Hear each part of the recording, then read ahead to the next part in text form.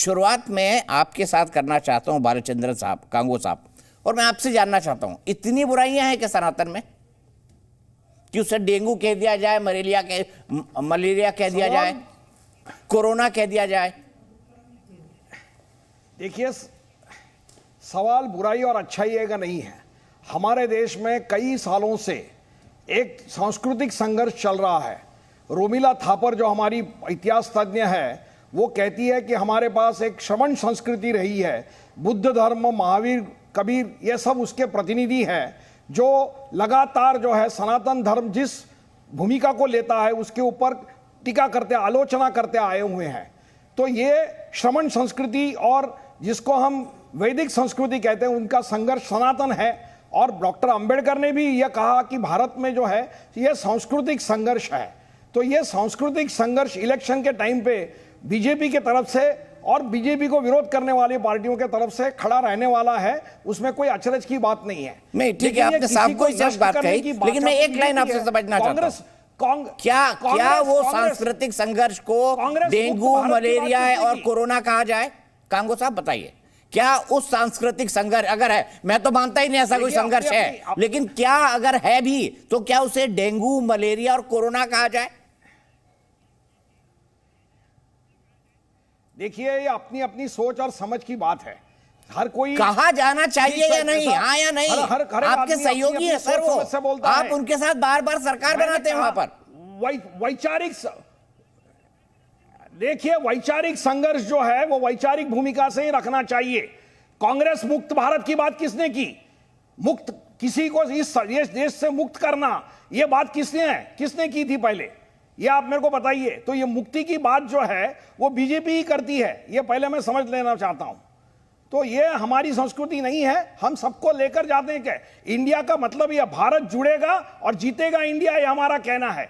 तो जुड़ने की बात हम करते हैं, ये पहले समझ लीजिए। आप मान लीजिए 80% हिंदू हैं, सनातन प्रैक्टिस को मानने वाले 80% हिंदू हैं, तब भी जुड़ेगा और जीतेगा इंडिया? हाँ, जुड़ेगा इंडिया, क्योंकि सबको लेकर साथ में। महात्मा गांधी को किसने मारा? हिंदू ने मारा ना। गोडसे कौन था? ये क्यों भूलते हो आप? महात्मा गांधी तो सनातन धर्म को मानने वाले थे, फिर गोडसे ने क्यों मारा उनको? ठीक है, मैं सीधे यहां से चलता हूं। दीजिए मुझे। ठीक है, मैं आऊंगा, इस पे भी आऊंगा। भालचंद्र कांगो साहब, इस पर भी हम बात करेंगे, कई सारे मुद्दे हैं यहाँ पर, सिर्फ सनातन ही एक मुद्दा नहीं है। मुझे बताइए, AK वाजपेयी जी, RP सिंह किसके पास मैं आगे जाऊंगा क्योंकि उनका संबंध टूटा हुआ है। क्या इस हमले के बाद ये इंडिया वाले समझ पाएंगे कि तमिलनाडु से बाहर और केरल से बाहर क्या होगा उनके साथ? देखो, एक बात तो इनको मालूम होनी चाहिए कि 70-80% हिंदू हैं जिनका विश्वास सनातन धर्म में है। तो क्या ये इंडिया वाले सेल्फ गोल कर रहे हैं क्या?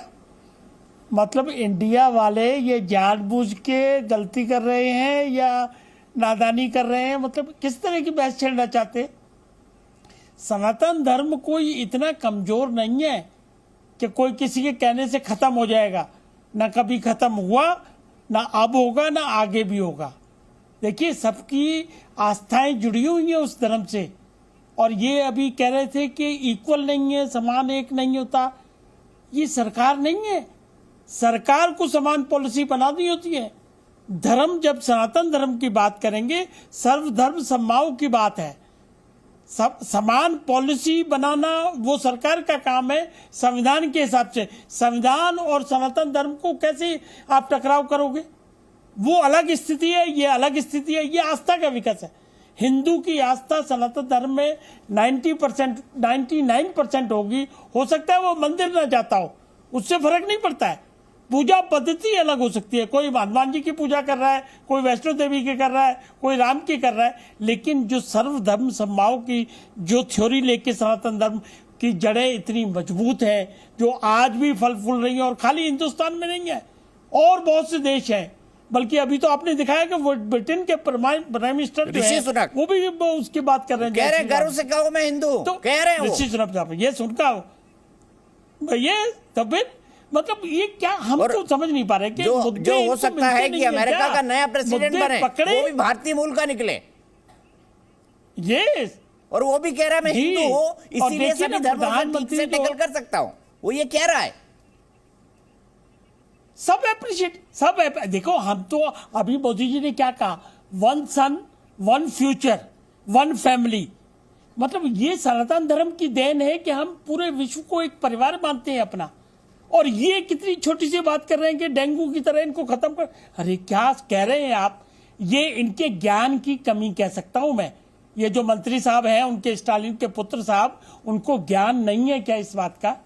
ये इनको इंडिया के गठबंधन के कांग्रेस से जवाब देना चाहिए, ठीक है, जो सबसे ठीक है। बड़ी पार्टी है। प्रधानमंत्री मोदी ने भी आज इस पर बात कही है, उन्होंने कहा है कि इसका सही जवाब दिया जाए, तथ्यपूर्ण जवाब दिया जाए, संयम के साथ जवाब दिया जाए। और मैं प्रधानमंत्री मोदी की अभी तस्वीरें दिखा रहा हूं, लाइव आप एयरपोर्ट से देख रहे हैं। इस वक्त वो आसियान में सम्मिलित होने के लिए निकल रहे हैं सीधे जकार्ता के लिए, कल जाएंगे, वहां से आ जाएंगे, और उसके बाद 3 दिन लगातार बैक टू बैक मीटिंग्स किसकी होंगी? G20 की होंगी। लेकिन जकार्ता जाना उन्होंने छोड़ा नहीं है, वो जकार्ता भी जा रहे हैं और ये कह रहे हैं कि ये हमारी एक्ट ईस्ट पॉलिसी का सबसे स्ट्रॉन्ग स्तंभ है। मैं सीधे आपके पास आना चाहता हूं प्रोफेसर साहब, मुझे ये बताइए, क्या सनातनी लोग डेंगू हैं? आप सनातनी मानते हैं अपने आप को, नहीं मानते? ये बताइए नवल किशोर जी। ये कहने से होगा या आप जानते हैं? नहीं, आप बताइए ना, आप हिंदू हैं या नहीं है? देश में शरणार्थी कौन है और कौन नहीं है, आप बताइए ना, मुझे पता नहीं ना कौन क्या निकल जाए। नहीं। अरे राजनीति में आदमी क्या क्या कपड़े पहनता है, चाहे वो बीजेपी वाले हो, चाहे कांग्रेस वाले हो, चाहे आपकी पार्टी वाले हो, सबका एकमात्र गोल होता है सत्ता, कुर्सी। और जो उसमें फेविकॉल का मजबूत जोड़ लगाएगा वो उसकी तरफ चल जाएंगे। बिल्कुल हाँ, बिल्कुल। तो मुझे आप बताइए, आप सनातनी हिंदू हैं या नहीं? नहीं, बिल्कुल है, उसमें कोई डाउट नहीं है। अच्छा, लेकिन- मुझे आप इस बात का जवाब दीजिए हाँ, कि क्या सनातन हिंदू डेंगू है, मलेरिया है, कोरोना है, जिससे खत्म किया जाना चाहिए? देखिए, जो बात बोली गई है उसका संदर्भ समझना, जब तक आप संदर्भ नहीं समझेंगे विमर्श एक तरफा होगा। और यही भारतीय जनता पार्टी चाहती है। वो चाहती है कि आप इस तरह का डिबेट करके लोगों को गुमराह करें और लोग इनसे भटके। सही बात यह है कि मतलब आप उन्होंने तो जो अपनी बात कही जनता है, के इंटेलिजेंस उसका पर भी सवाल context- उठाते हैं। उसका context उनको लगता है ये जनता फैसला ले ही नहीं सकती। अरे सुन लीजिए तो पहले। और मैं उन टेलीविजन एंकर्स में नहीं हूं जिसे को मुगालता हो मुझे- कि मैं जो बोल रहा हूं उसको देख के जनता इधर हो जाएगी, उधर हो जाएगी, मुझे इंडिया को वोट दे देगी, बीजेपी को वोट दे देगी। ऐसा नहीं होता नवल किशोर जी। मुझ में मुगालता नहीं है, मैं उन पत्रकारों में नहीं हूं। नहीं, मुझे मालूम है, इसलिए ये बात, इसीलिए मैं आपसे एक और सवाल पूछता हूं, क्या ये बयान या जो संदर्भ प्रथम है, दृष्टया स्वीकार्य है एक सनातनी हिंदू को? नहीं, पहले आप संदर्भ नहीं सुनिएगा तो क्या ये यस और नो टाइप क्वेश्चन है क्या? आप संदर्भ सुनिए ना, कि जो सनातन धर्म में जो कुरीतियां हैं, जैसे जातिगत गैर बराबरी है, सामाजिक न्याय का सवाल है, वो तो बहुत बड़ा बीमारी तो है ही, इसमें तो कोई डाउट नहीं है। अगर ये नहीं होता तो आप ये बताइए, नवल किशोर जी, वो सुधारने की तो बात ही नहीं कर रहे हैं। हिंदू धर्म में तो दबा की कुरीतियां रही है, सती प्रथा रही है, दहेज प्रथा रही है, दुनिया भर की हर चीज रही है। लेकिन समय समय पर राजा राम बहादुर राय ने उसका किया ना, सती प्रथा को खत्म किया। Scene